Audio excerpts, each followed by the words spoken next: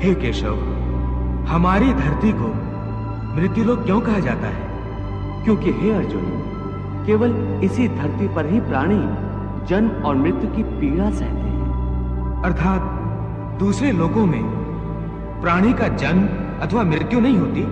नहीं अर्जुन, उन लोकों में प्राणी का न जन्म होता है और न मृत्यु, क्योंकि मैंने तुम्हें पहले ही बताया था कि मृत्यु केवल इस शरीर की होती है, आत्मा की नहीं है। आत्मा तो न जन्म लेती है और न मरती है। तुमने तो यह भी कहा था कि आत्मा को सुख दुख भी नहीं होते, परंतु अभी कह रहे हो कि मृत्यु के पश्चात आत्मा को सुख भोगने के लिए स्वर्ग आदि में अथवा दुख भोगने के लिए नरक आदि में जाना पड़ता है। तुम्हारा मतलब यह है कि आत्मा को केवल पृथ्वी लोक पर ही सुख दुख नहीं होते, स्वर्ग अथवा नरक में आत्मा को भी सुख या दुख भोगने पड़ते हैं?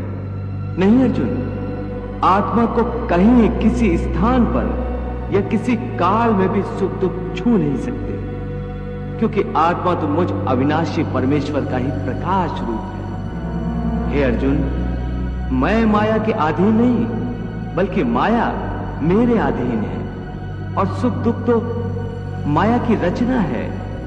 इसलिए जब माया मुझे अपने घेरे में नहीं ले सकती, तो माया के रचे हुए सुख या दुख मुझे कैसे छू सकते हैं? सुख दुख तो केवल शरीर के भोग हैं, आत्मा के नहीं। हे केशव, लगता है कि तुम मुझे शब्दों के मायाजाल में भरमा रहे हो। मान लिया कि सुख दुख केवल शरीर के भोग हैं, आत्मा इनसे अलिप्त है, फिर जो शरीर उनको भोगता है उसकी तो मृत्यु हो जाती है, वो शरीर तो आगे नहीं जाता। फिर स्वर्ग अथवा नरक में सुख दुख को भोगने कौन जाता है? जीव आत्मा। जीव आत्मा? हाँ पार्थ, जीव आत्मा। ये जीव आत्मा क्या है केशव? देखो, जब किसी की मृत्यु होती है तो असल में ये जो बाहर का स्थूल शरीर है केवल यही मरता है। इस स्थूल शरीर के अंदर जो सूक्ष्म शरीर है वो नहीं मरता।